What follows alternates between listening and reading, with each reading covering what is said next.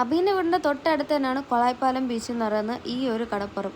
അങ്ങനെ വൈകുന്നേരം ആയപ്പോഴത്തേക്കും അബി അങ്ങോട്ട് പോയപ്പോഴത്തേക്കും ഞാനും പോകണമെന്നും പറഞ്ഞിട്ട് ഞാനും അങ്ങോട്ട് കെട്ടിയൊരുങ്ങി പോയേക്കുവാണ്.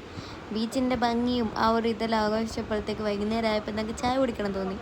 അങ്ങനെ ഞാനും അബി എപ്പോഴും സ്ഥിരമായിട്ട് പോകാനുള്ളൊരു സ്പോട്ടുണ്ട്. നമ്മൾ കൊളായിപ്പാലം ബീച്ചിൽ നിന്ന് മിനി ഗോവയിലേക്ക് പോകുന്ന വഴി വളർത്ത് കേന്ദ്രത്തിൻ്റെ ഓപ്പോസിറ്റായിട്ട് തന്നെ ഒരു തട്ടുകടയുണ്ട്. എനിക്ക് ഭയങ്കര ഇഷ്ടമാണ് അവിടെ പോയിട്ട് ചായ കുടിക്കുന്നത്. കാരണം എന്താണെന്ന് ഞങ്ങൾക്ക് കുറച്ച് കഴിഞ്ഞിട്ട് കാണിച്ചു തരാം.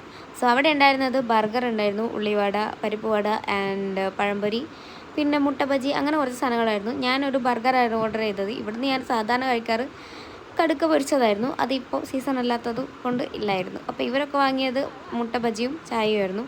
ഇതാണ് ഞാൻ പറഞ്ഞ സ്പോട്ട്. ഭയങ്കര ഭംഗിയും ഭയങ്കര ഒരു എന്താ പറയുക, ഒരു നല്ലൊരു വൈബ് തന്നെയാണ് ഇവിടെ ഇരുന്ന് ചായ കുടിക്കാനായിട്ട്. ആ ഒരു ഗോൾഡൻ ഹവറിലുള്ള ആ ഗോൾഡൻ വെളിച്ചവും ചായയും ഒക്കെ ഇരുന്ന് നല്ല റിലാക്സായി അവിടെ ഇരുന്ന് ഓരോ കഥയൊക്കെ പറഞ്ഞ് തമാശയൊക്കെ പറഞ്ഞ് ചായ കുടിക്കാൻ ഭയങ്കര വൈബായിരുന്നു. ഞാൻ ബൂസ്റ്റാണ് ഓർഡർ ചെയ്തത്, ബാക്കി രണ്ടുപേരും ചായയാണ് ഓർഡർ ചെയ്തത്. അങ്ങനെ ഞങ്ങൾ അവിടെ നിന്ന് മെല്ലെ ചായയെല്ലാം കുടിച്ചു, കുറേ കഥയെല്ലാം പറഞ്ഞു, തമാശയെല്ലാം പറഞ്ഞു. അതിൻ്റെ ഇടയ്ക്ക് നമുക്കറിയുന്ന രണ്ടുപേര് വന്നു.